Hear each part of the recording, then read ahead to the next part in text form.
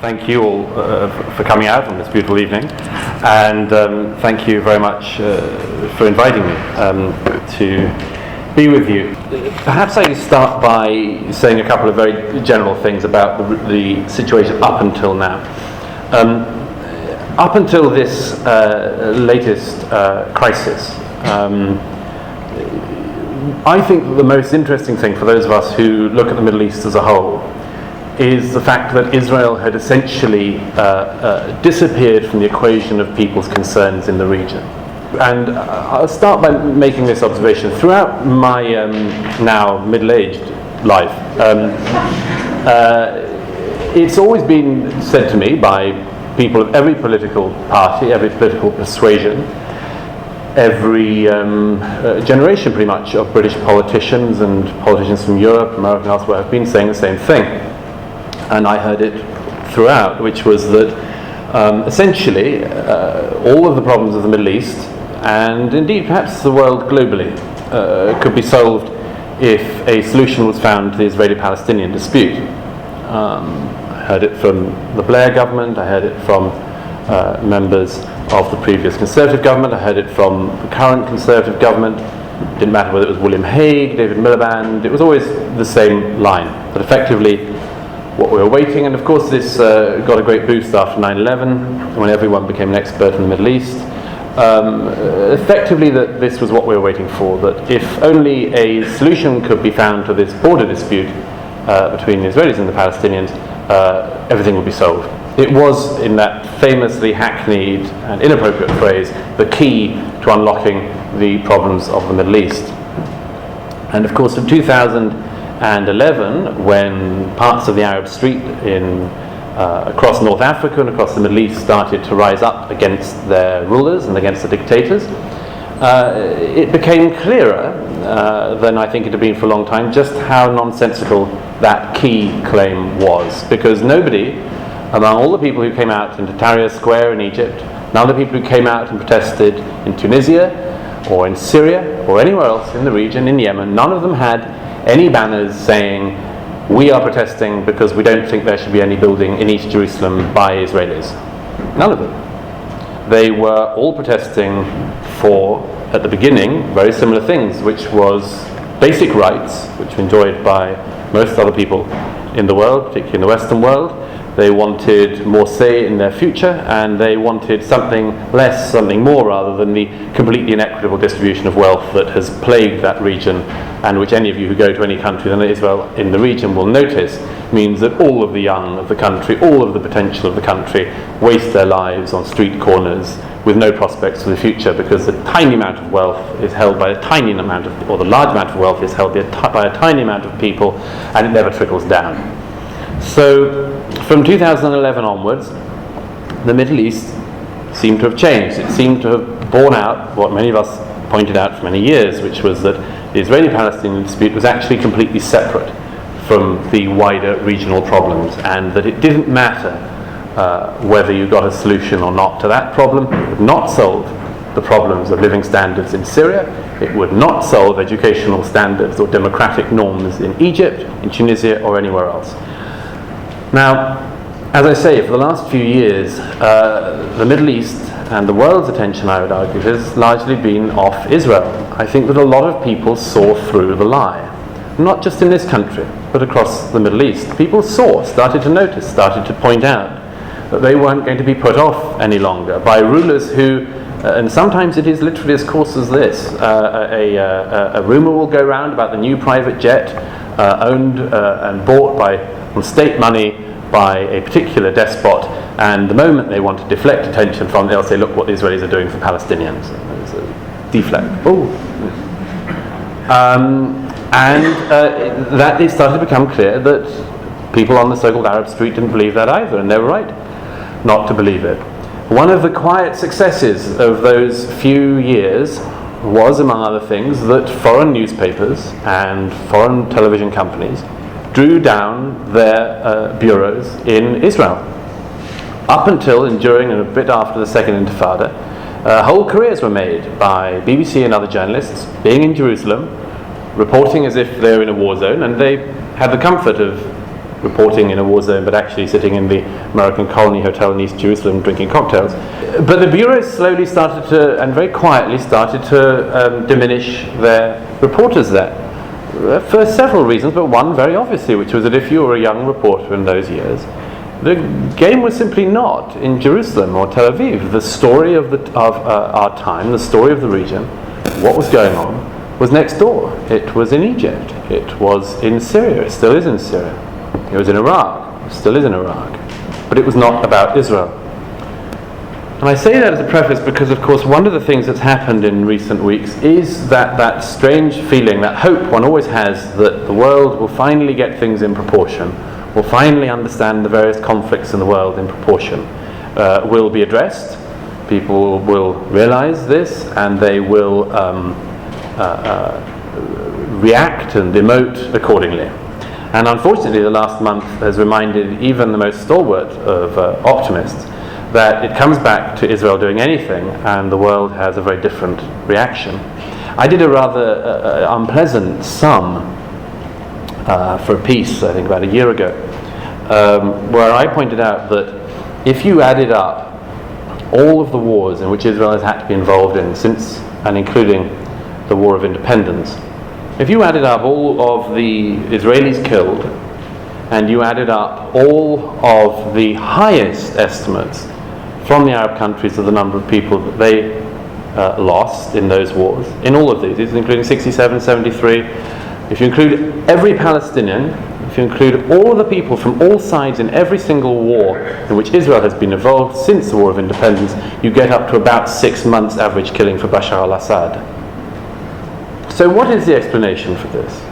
How can it possibly be the case that the world ignores all these conflicts, that journalists seem not to bother with a lot of these conflicts?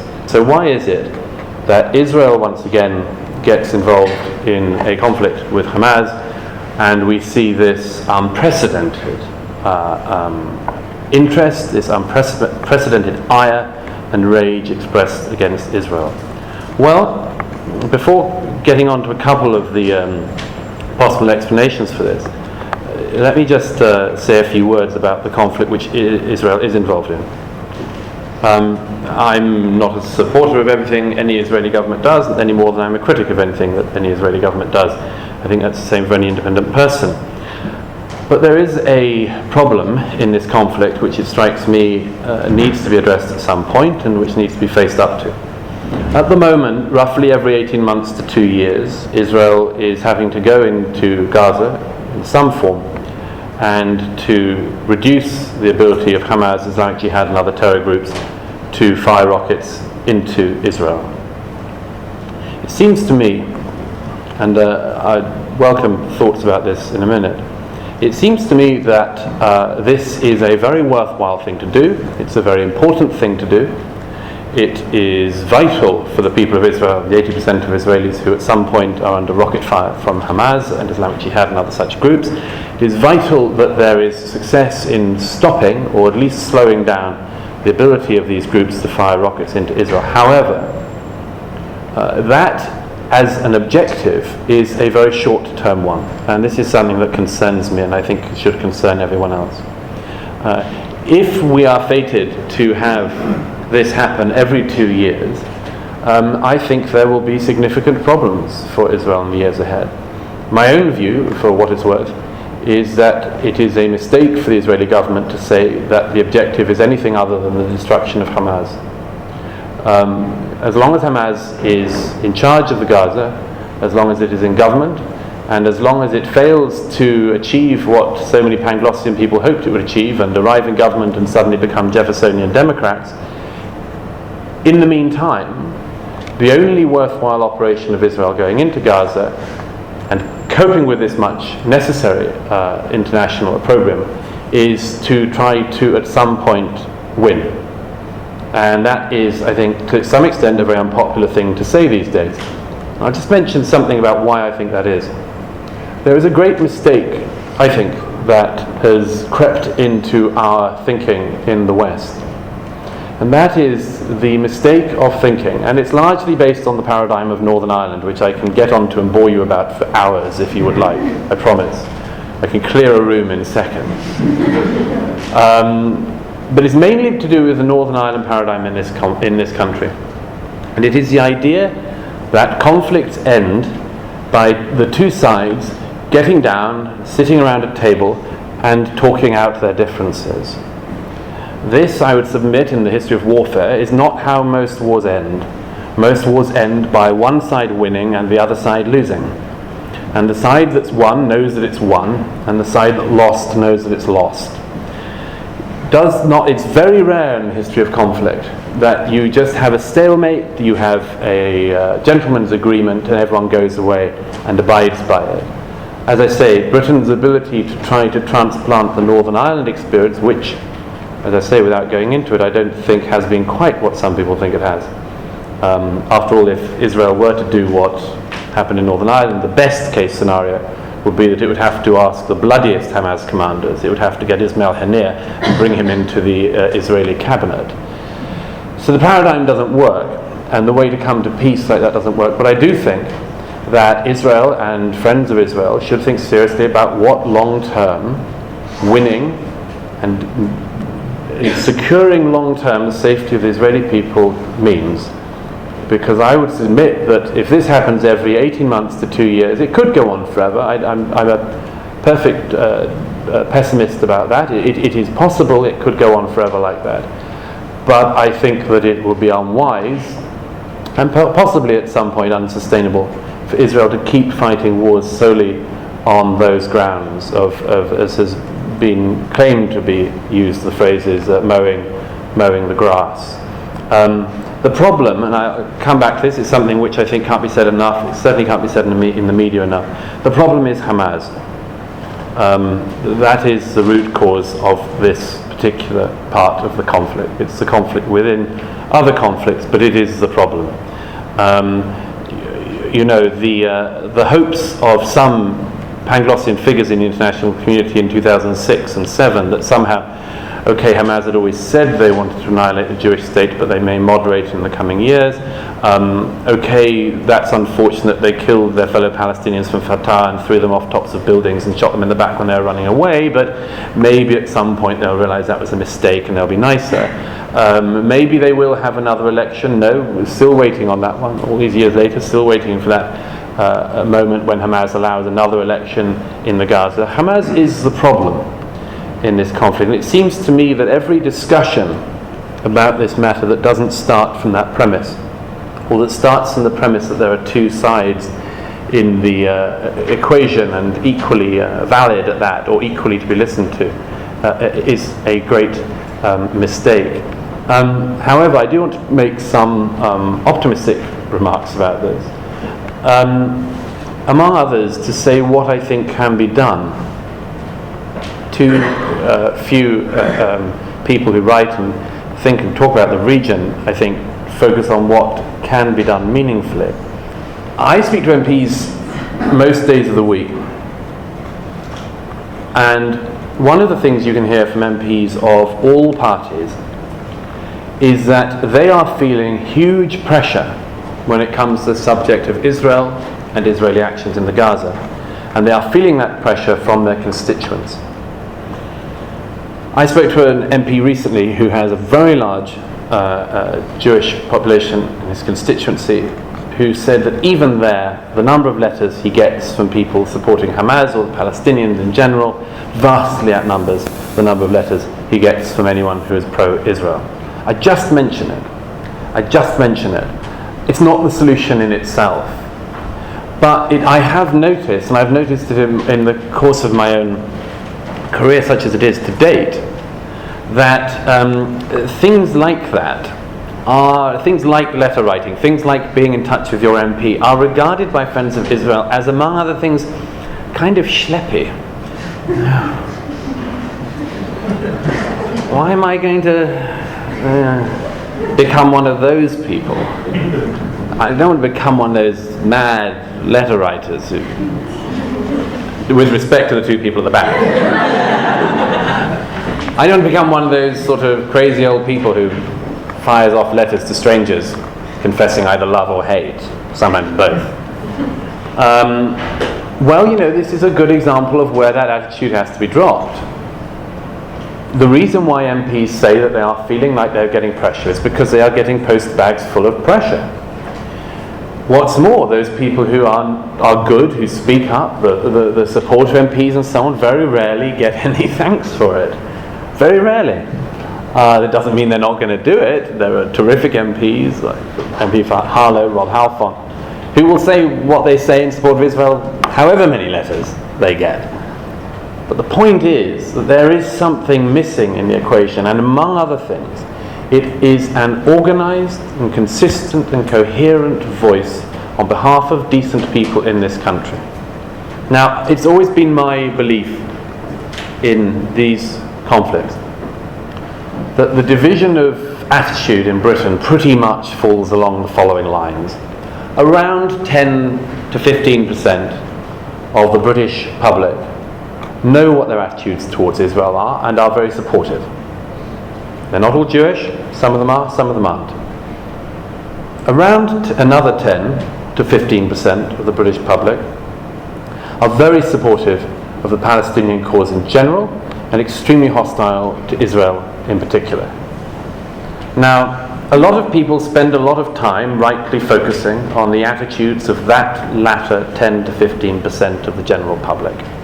And they are important, they are disturbing. When a Lib Dem MP like David Ward comes out with his comments, when somebody like Baroness Boom Tong comes out with her comments, when somebody like George Galloway does his. These sort of people, yes, it's very unpleasant, and yes, it should have a reaction. However, what about that remaining, and go with me on the sums, 70 to 80% of the British public who really don't have a fixed opinion on these matters? What do we have to say to them? And what possible thing can be imparted to them during a conflict like this, when it is on their TV screens every night, and it is on the front page of their newspapers every day? Now, for these periods, that 80 or 70% of the public is in very considerable flux, it would seem to me. They open their papers and they see terrible pictures of babies and families in Gaza who've been hit by shells. Now, those people don't want that. They don't understand the conflict. They don't always want to hear very much about the conflict, but they know that's bad. They know that the death of anyone is bad, and they're right. But what do we do, those of us who recognize Israel's case and want to support and explain Israel's case? What do we do in these situations for that group of people? Well, I will mention a couple of ideas, but one in particular strikes me. And in approaching this, I'll mention a little bit about some things happening in Europe at the moment. It seems to me that the most important, or one of the most important arguments that needs to be explained, and it's not a big piece of, as it were, PR spin, but a fact that needs to be explained at the moment, is that Hamas is not like other governments. Hamas is not like other people. Hamas is ISIS, it is Al-Qaeda, it is Hezbollah, it is Boko Haram, it is Al-Shabaab. That's what it is. That is the company it keeps. There are differences in their some of their interpretations. There are some strategic and tactical differences, and there are geographic differences between these groups. But essentially, if you boil down the ideology of the people who decided to steal 300 schoolgirls in northern Nigeria the other month, if you boil down the ideology of the group who has gone across Syria and Iraq, crucifying people and beheading people, wiping out ancient Christian communities, taking over a whole section of northern Iraq, including cities, including having unbelievably an air force at its disposal once it gets the ability to fly in the helicopters and others it's got, the people who have now got control of major oil refineries in northern Iraq. These people are all the same as Hamas. They all have at root the same fundamentalist doctrine, the same radical interpretation of Islam, the same bloodthirstiness, the same intent. They have it against different groups of people wherever they find them. The world has to realize this is all part of the same movement. As I say, there are tactical, geographical differences, but what unites them is the same ideology. And the reason I say that that's important is because of a second point, and this comes back to what is happening in Europe at the moment. It seems to me that for the majority of people, that's 70 to 80%. Many of them don't have any attitude, as I say, towards Jews in general, or a Jewish state. They've picked up bits of history, usually bad bits of history, or inaccurate bits of history, as we all do. One of the things which, it seems to me, these people have to realize now, is to understand the phrase, first the Saturday people, then the Sunday people. And this message is not just something which you can hear and see being practiced across parts of the Middle East and North Africa and elsewhere in the world. It's also the thing you can see on our own streets. In all of the protests against Israel in Europe in recent weeks, yes, there have been Palestinian flags. Yes, there have been Hamas flags. Yes, there have been Hezbollah flags. All of these things we've almost got used to, sadly, in our cities. However, this time round there has been an added, I would argue, venom and an added evil in this demonstration and this display of hatred toward Israel for asserting her right to self-defense. Because behind the flags of the Hamas, behind the flags of the Hezbollah and the Palestinian flags have been the black flag of jihad. This was flown in London 2 weeks ago at a demonstration of young Muslims from East London who blocked the tunnel coming into the city, and one of the cars was flying the black flag of jihad in London. In The Hague, the pro-Palestinian demonstration included, as part of it, people flying the black flag. That was just after, in The Hague, there had been a pro-ISIS demonstration. In Germany, Germans wake up and find that an imam in Berlin has said that the Jews in their totality should be annihilated. The Germans wake up and discover that at an anti-Israel protest they're chanting death to the Jews. I have some faith. I wouldn't keep speaking or thinking or doing anything if I didn't. I have some faith that in time, and presenting this clearly enough and often enough to people, people can see what is in front of their eyes, and that they can be helped to connect these things up. It seems to me that the anti-Israel movement globally is extremely close to things that the world has seen before, and it should be unadulteratedly and unalloyedly presented in that light. When people say, and there are a lot of people who say that they are friends of Israel, and then go on to say but, and then they say I disagree, I agree to its right to self-defense, but blah blah blah blah blah. But they can never find a time when they actually do agree with Israel's right to self-defense. Those people should be criticized for that. When it's people who claim to be friends of the Palestinian people and actually end up being apologists for Hamas, those people should be criticized for that. But as I say, at the root of this whole thing has to be an understanding, and I'm not sure, I sense it's starting to come out, but has to be an understanding of the reality and the ideology of this particular enemy. Because there are people in Europe, and maybe I'll pass over to you on this thought, there are people in Europe in particular who are very tempted, but they're probably the same people who were led astray by that idea that the key to the Middle East argument, but people who have very simple arguments, these things, and simple explanations, who may well think in time that indeed our security is damaged by Israel. This was what, by the way, Baroness Wazi said in her resignation letter today, that if the British government didn't come out more to condemn Israel, it would be felt on our streets. Now, I think there's one straightforward thing to that. You don't say, if a group of people of any religion, any background, any class, faith, or anything else, say, we can't promise we're not going to be violent if you don't do what we want. There is only one response to that, which is you say, fine, you try to be violent and we're going to have the police and they've got truncheons. You hold the rule of law, and you do not give in to the mob, you do not give in to blackmail, you do not give in to threats of violence and thuggery and intimidation. But that threat, which hangs over Europe, is, I would submit, something a lot of our politicians feel. I've spoken to MPs who said this in recent weeks and before. I don't know if there aren't going to be riots on the streets if this happens, if that happens.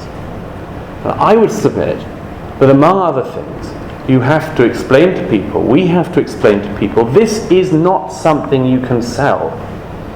Israel is not a thing which, if you just sell it down the river a bit, you buy your own security. You know, I mean, it's an overused phrase, but the famous phrase of Churchill's about appeasers was that an appeaser is somebody who feeds the crocodile in the hope it'll eat him last. You have to explain to European people, even if Israel was wiped out tomorrow by the people on all of its borders who wish to wipe it out, even if this happened, you would not be securing your long-term security, because the people who are flying the flags of Hamas today will be flying the flags of Al-Qaeda and Jihad tomorrow. This is the same ideology. It is inextricably linked, and it needs to be countered, and it needs to be countered by decent people everywhere, including Muslims, including Jews, including people of no faith at all. It needs to be a concerted global effort to say it is not a partisan point, but a simple point of civilization. That if you believe in civilization, if you believe in civilized values, including liberal values, then you stand with Israel and you stand with the Jewish state. People can be taught to hate, but they can also be taught not to hate. And just as David can be turned into Goliath on the international scene, maybe we can turn it back. Maybe we can make clear to people this is the other way around. They've got it the wrong way around.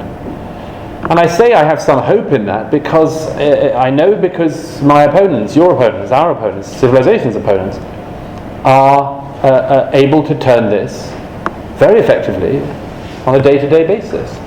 It's because Hamas has operations in London, some of which operate not only legally but with charitable status. It's because Hamas has operations in London that you can get lots of the filth that's pumped around as being what's happening in Israel in this city. Well, they're doing that, and they're doing that because they want Israel to die. Those of us who want Israel to live and to flourish and to be able to enjoy life like any other nation, and maybe a bit more, we'll have to make the other argument, and we'll have to organise, and we'll have to do some of the things we don't want to do, like schlepping to our MP every now and then, or writing to them, making our voice heard whether it's on social media or on Twitter or Facebook, and fighting that. It's happened before against us, and this time we can try to turn it around for. But it really is in your hands. I mean, I can't stress that enough. No one will do it for you if you don't do it for yourselves. If people aren't to feel some pressure from this from you, then they won't feel it from anyone. And I would just say, you've been kind enough to listen to me tonight, and you've been kind enough to come here awaiting the breaking of a fast, or for whatever reason. But you've come here tonight for that, and I think that itself is a demonstration you want to do something. We all want to do something, but we've got to get going on it. Thank you.